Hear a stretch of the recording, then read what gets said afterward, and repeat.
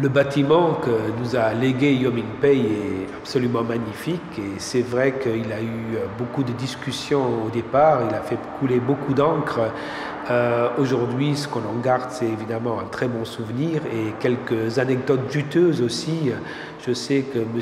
Goebbels, qui était à l'époque ministre des bâtiments publics, m'a raconté cette anecdote lorsqu'il est allé en 1995 à New York voir Yo Min-pei pour lui proposer de revoir les plans du musée puisqu'il avait été relancé après les premières polémiques. Pei lui a dit If I understand you well, I made an orange and you want me to make a mandarin out of it. Donc je pense que ça montre bien le personnage, l'humour du personnage, sa sagesse aussi. Mais c'est vrai qu'aujourd'hui, on a un très beau bâtiment et dans lequel nous faisons des très belles expositions. Marie-Claude Beau a été très importante pour le Moudam. Elle a non seulement fait toute la préfiguration dans les années d'attente très difficiles et très longues avant que le bâtiment soit livré, mais aussi, surtout, elle a réussi à le lancer véritablement à l'international et puis aussi ici en faisant des actions. Et je pense que sa marque est encore très présente, notamment dans la collection, mais aussi dans tout l'esprit qu'elle a su insuffler. Il suffit de penser au Moudam Café avec les Bourrelec, qu'elle a été la première à inviter pour un grand projet et qui aujourd'hui est un signe de reconnaissance aussi pour le Moudam. Alors elle l'a lancé et nous l'avons mis sur orbite depuis et je pense que sans elle, le lancement a été peut-être très différent.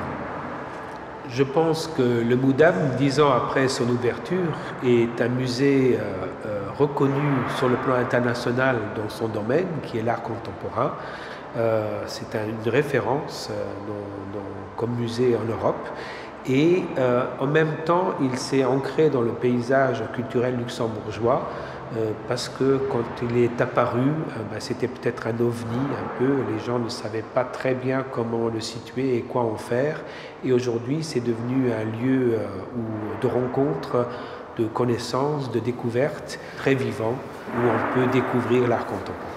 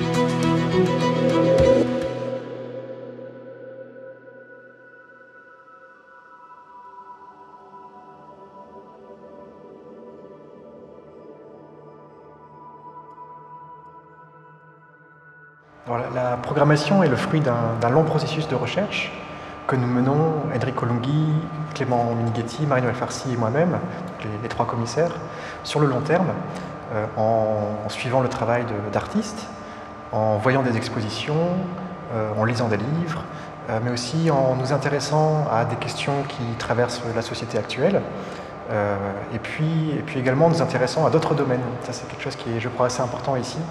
Donc, que ce soit la science, mais aussi la littérature ou les sciences sociales. C'est vrai que nous privilégions un autre type de partenariat où finalement les choses se font en dialogue. Donc, vraiment cette idée de construire ensemble avec un ou plusieurs musées une exposition. Donc quelques exemples, c'est par exemple l'exposition que nous avons fait avec le musée des arts et métiers. Donc cette grosse expo Et pour si mauvais, qui est vraiment le fruit d'une rencontre entre deux musées très différents et qui a donné cette exposition assez inédite qui s'intéressait donc aux relations entre art et sciences. Un autre exemple, ça serait le partenariat que nous avons mené autour de l'exposition de Fionatan. Donc c'est l'expo dans laquelle je suis actuellement, qui est vraiment le fruit d'un partenariat entre 4 musées, donc à Oslo, à Francfort, à Tel Aviv et à Luxembourg, autour du travail d'un artiste. Donc cet intérêt commun pour le travail d'un artiste et qui va permettre finalement de donner au musée, à l'artiste plus de visibilité. Et puis aussi pouvoir avoir un projet plus ambitieux et par exemple travailler ensemble sur un livre qui rassemblera, qui sera un peu le fil conducteur entre les expositions. Alors les partenariats sont toujours le fruit de rencontres avec des collègues, donc avec des conservateurs, des commissaires, avec des musées. Finalement il va y avoir un intérêt commun à travailler ensemble, un intérêt commun pour le travail d'un artiste. Et puis finalement on va s'organiser pour mettre nos forces en commun. Donc c'est toujours un travail de longue haleine, donc il commence souvent 2-3 ans avant l'exposition en fait, et qui s'articule en plusieurs étapes. Donc au départ ça va être poser les calendriers, convenir du contenu de l'exposition, du catalogue, et puis petit à petit, au fur et à mesure que le projet avance, on va s'orienter vers des questions plus pratiques, donc des questions de transport, etc., de budget, de production. Et tout ça, c'est aussi une manière de créer des projets plus ambitieux. Concernant la programmation, nous sommes aussi très attentifs à avoir une certaine diversité, donc diversité en termes de pratique. Donc voilà, les artistes travaillent la vidéo, la sculpture, même si beaucoup d'artistes travaillent différents médiums aujourd'hui. Diversité aussi en termes de géographie. Donc voilà, c'est vrai que nous avons une position ici entre différentes scènes, entre la France et l'Allemagne, vraiment au cœur de l'Europe, et nous profitons de cette position pour avoir une réelle diversité, en allant aussi parfois aller voir ailleurs, donc en travaillant avec des artistes coréens, américains, etc. Et puis enfin une diversité en termes de génération, ça c'est aussi quelque chose auquel nous sommes attentifs, c'est d'avoir des artistes de différentes générations, donc des artistes très confirmés, et puis des artistes plus jeunes, en début de carrière, avec lesquels on va travailler sur la production d'un nouveau projet.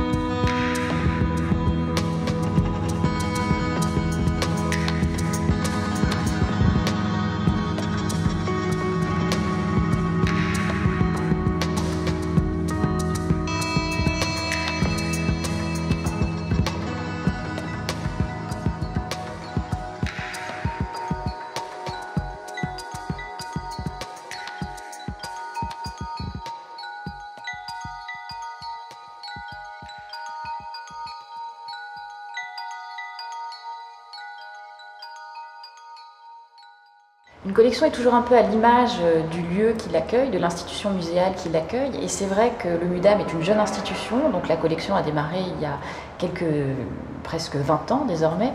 Et elle a cette grande qualité justement d'être jeune et ouverte. Elle réunit à la fois des artistes de référence et puis elle va également prospecter dans des champs un peu plus inconnus.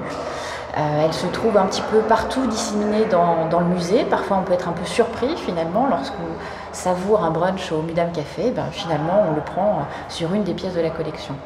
Alors elle ne cesse de s'enrichir au fil des années.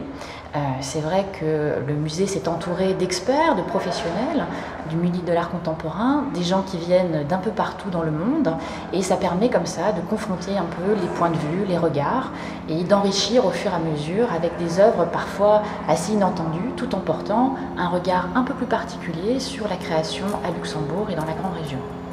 Alors, la question qui revient toujours avec une collection de musées, finalement, c'est qu'on est partagé entre différentes missions. C'est-à-dire qu'on collectionne à la fois pour l'instant présent, c'est-à-dire qu'on va, par le biais des achats, soutenir la création contemporaine, et on collectionne également pour le futur.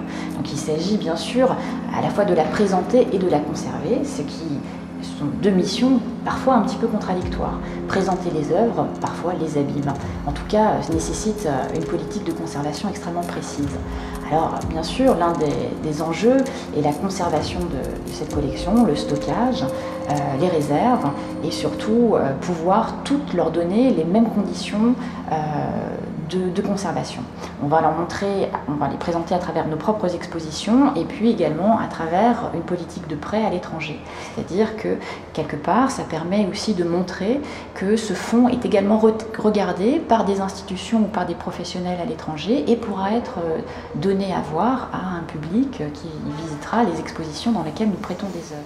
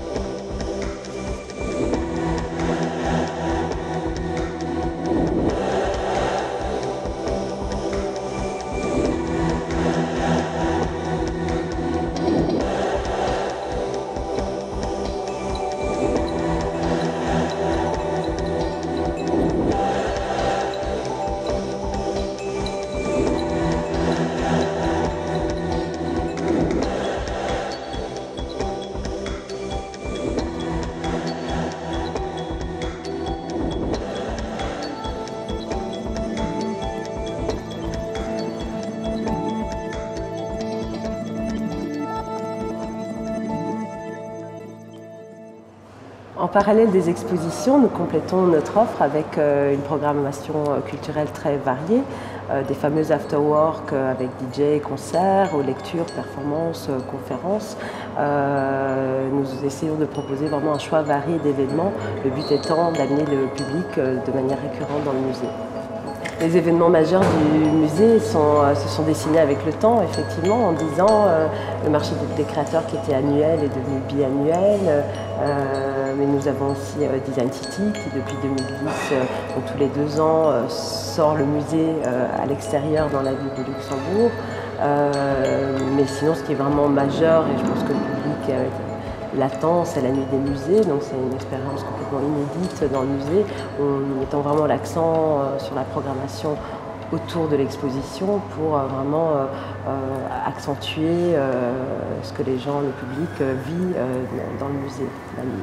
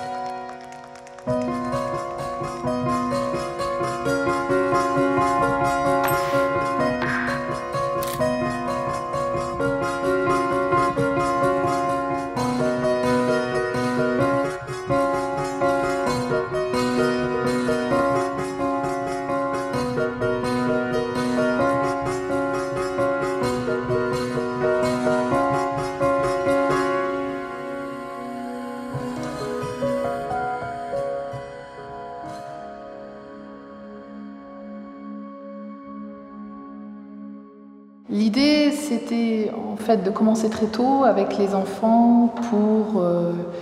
ça peut être un peu surprenant parce qu'ils ne sont pas forcément dans l'idée du concept d'une œuvre d'art, mais l'idée, c'était vraiment de les habituer à quelque chose que les adultes souvent ne font plus ou n'ont jamais vraiment appris, c'est-à-dire d'observer, de prendre le temps, de regarder et de se faire une idée après ça.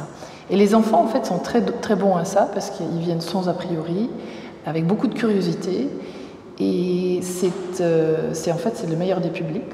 Donc on essaye en fait de les habituer très tôt à l'institution muséale, en fait, à aller voir une exposition, à se prendre le temps de regarder avant de se prononcer, et aussi à l'idée qu'ils ont le droit de dire ce qu'ils pensent ou ce qu'ils voient, parce que les enfants à cet âge, ils ont beaucoup moins de peur, alors que les adultes, eux, ils ont peur de dire quelque chose qui n'est pas très intelligent, ou n'est pas. Ils ont vraiment peur de pouvoir prononcer en fait leur pensée face à l'art contemporain, ce qui est dommage. Et donc avec le jeune public, ça marche très très bien.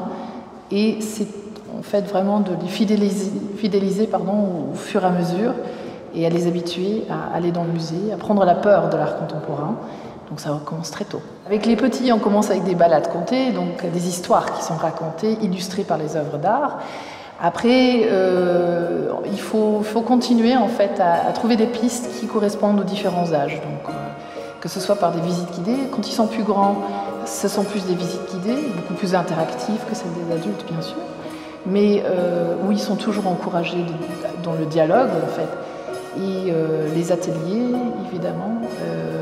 Les petits, en fait, on a aussi des activités dans le musée pour les familles régulièrement. Donc, ils entraînent leurs parents, qui sont parfois un peu réticents encore. Et c'est comme ça qu'en fait, à fur et à mesure, ils s'approprient le musée. C'est ça l'idée.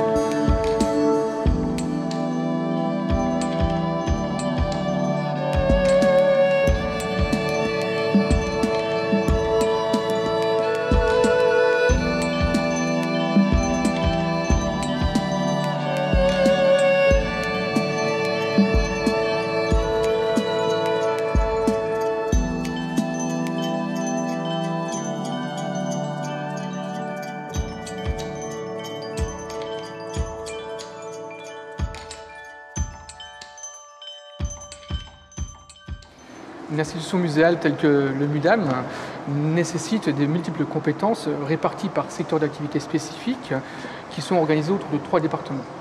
Tout d'abord, le département artistique et technique qui regroupe les services spécialisés dans la conception et la réalisation de projets artistiques, tout en tenant compte bien évidemment du respect de l'architecture du bâtiment et de ses contraintes techniques. Les missions dédiées à ces services nécessitent une vraie expertise dans divers domaines tels que l'histoire de l'art, le design, la muséographie, mais aussi la gestion et le suivi des œuvres d'art et enfin la médiation culturelle pour l'accompagnement de notre public en termes de pédagogie. Le second département est celui chargé de la communication dont les missions sont liées à la promotion du programme du musée, ce qui implique une vraie maîtrise des spécificités relatives aux domaines tels que la publicité, la presse, les relations extérieures, mais aussi le web, notamment pour notre site internet, et les réseaux sociaux qui sont aujourd'hui une source incontournable de communication.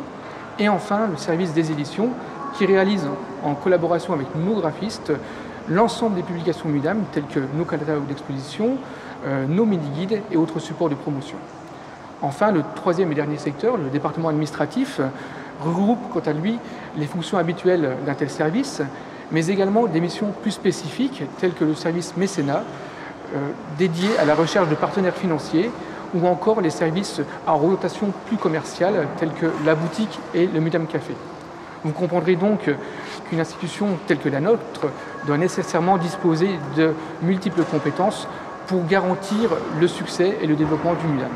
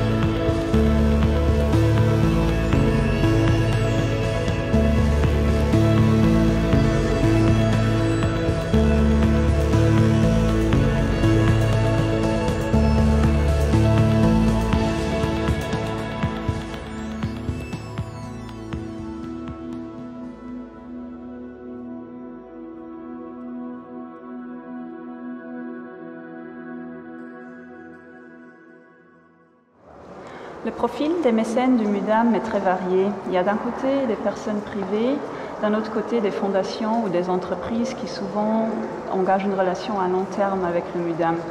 Au niveau des entreprises, les secteurs sont très diversifiés. On a certes des banques et des sociétés de gestion de patrimoine dans notre portfolio de mécénat, mais on a également une compagnie de transport aérien, auditeurs, bureaux d'avocats, sociétés de construction, etc. Wir feiern heute 10 Jahre Anniversär vom MUDAM und wir sind dabei als Solidec Baufirma, die Gebäude gebaut wird.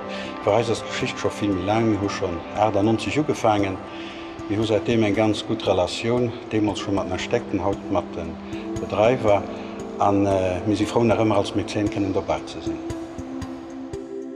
La collaboration d'Aranthe Médernach avec le MUDAM s'inscrit dans la continuité de notre engagement vis-à-vis de l'art. Cette collaboration exprime clairement nos valeurs dans ce domaine, faire partager richesse et émotion à toutes et à tous. Happy birthday, MUDAM. MUDAM, 10 ans déjà, son programme artistique original et novateur ont fait un musée de référence international d'art contemporain.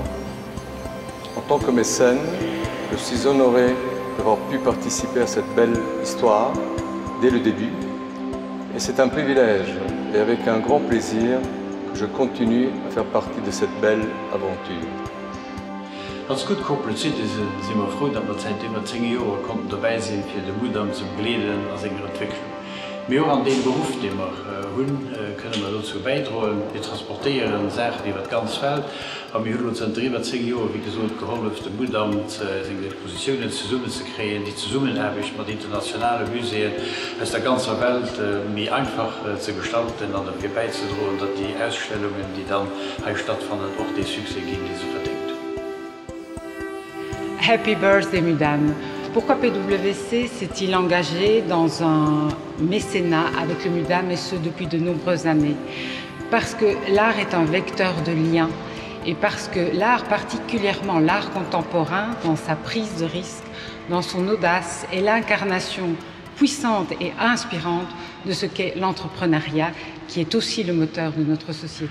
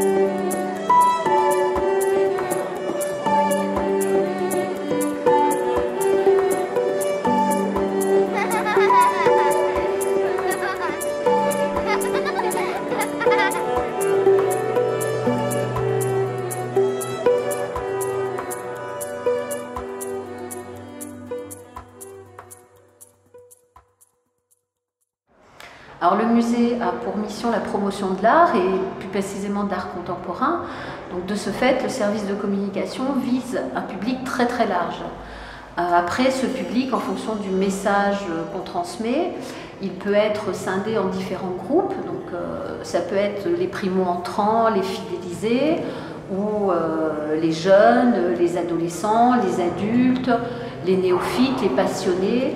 Mais en tous les cas, le message est adapté à chaque public spécifique. Donc pour fidéliser, on a une série de cartes d'abonnement à l'année qui s'adaptent à des publics d'âge différents. Donc les Moudamini pour les 6-12 ans, les Art Freak pour les 13-21 ans et les Moudami pour les adultes. Et ces publics-là, ces trois publics, reçoivent des offres tout à fait spécifiques. En 2008, Mudam s'est mis sur Facebook, parce qu'à l'époque, un peu tout le monde au Luxembourg commençait à se mettre sur Facebook. Et au début, on avait donc une page institutionnelle qui ne marchait pas trop, parce qu'à l'époque, Facebook marchait encore autrement, les gens ne voyaient pas sur leur fil d'actualité les posts faits par des institutions. Et nous est venue l'idée comme ça de mettre la mascotte créée par Maurizio Galante et Tal Wankman, donc Mu d'Ami, sur Facebook, de lui créer un profil normal comme tout le monde et de lui donner une personnalité et de le faire parler avec l'accent italien et de parler de l'art contemporain et des choses qui se passent au Mudam de manière un peu décalée. Et ça a vraiment pris. Au bout de 2 semaines, on avait 500 personnes qui étaient amies avec cette petite créature.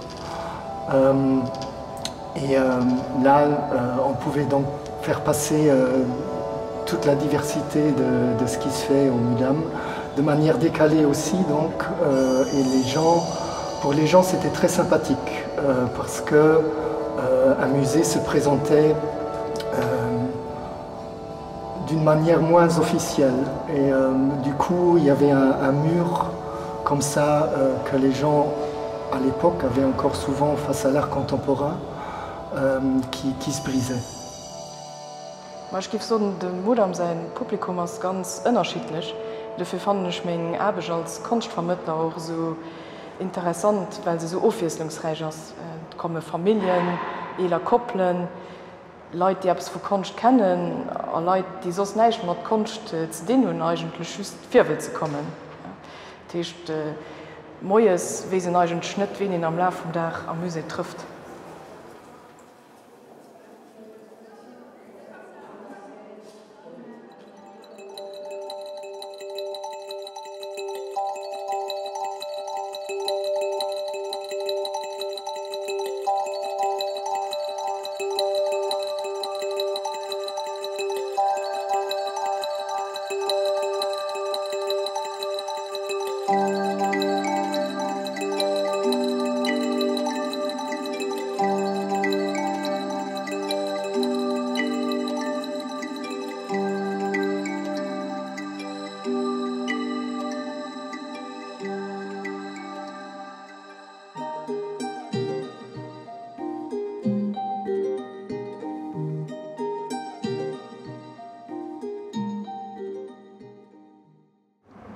Le Mudam Café s'intègre dans la vie au musée, naturellement, déjà de par sa situation dans le bâtiment.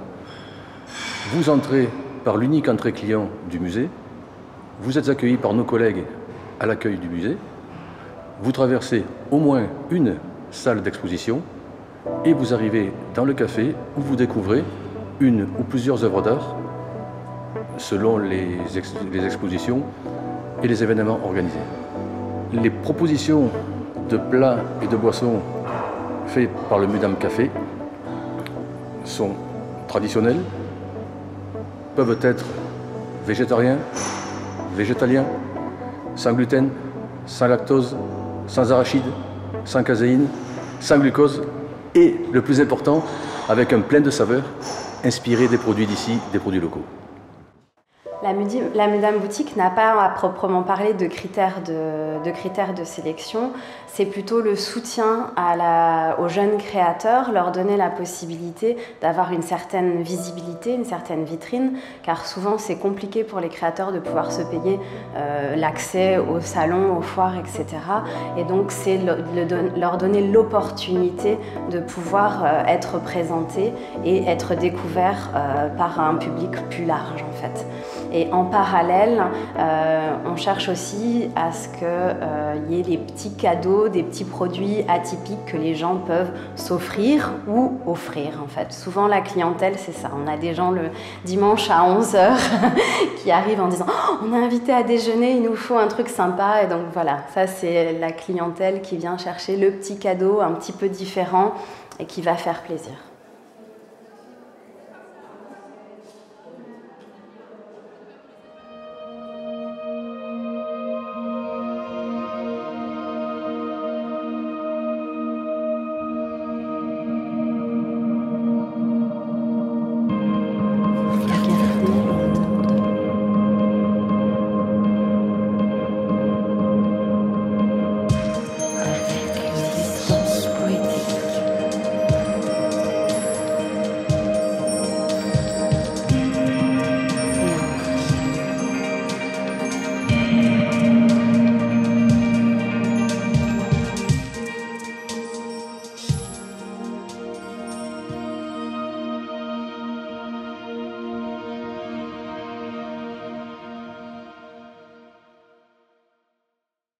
Un musée n'est pas une institution figée, elle évolue avec le temps et avec le contexte autour. Et le MUDAM, depuis le début, n'a cessé de s'adapter, de se réinventer toujours et de proposer de nouvelles choses. Et là, maintenant, après 10 ans, nous nous sommes bien sûr posé la question de l'avenir et comment continuer. Et une des premières choses que nous allons renouveler maintenant, c'est les mercredis soirs. Depuis l'ouverture, on avait cette ouverture spéciale du mercredi soir jusqu'à 8 h pour les salles et le café jusqu'à 9 h. Et bien maintenant, nous allons poursuivre cette soirée jusqu'à 22 h pour les salles et 23 h pour le café. Je pense que ça va donner aussi une nouvelle dynamique à cela. C'est une des premiers changements encore cette année et puis on aura sûrement encore d'autres très bientôt. En ce qui concerne les expos, nous avons bien sûr Wim Delvoye, mais pour les années qui viennent, nous avons préparé de très grands projets, notamment avec Tony Crack et Sumetse pour 2017. Et je pense que nous avons un programme pour la décennie qui vient, qui sera encore toujours très passionnant. Dans 5 ou 10 ans, j'aimerais que le MUDAM soit encore plus un musée incontournable pour l'art contemporain, un lieu qui est recherché pour ses expositions, pour son ambiance aussi unique et inimitable, et qui propose toujours des projets qu'on n'a pas vus ailleurs et qui, aussi bien pour la carrière des artistes que pour le public ici, soit toujours une découverte et un moment important de leur expérience.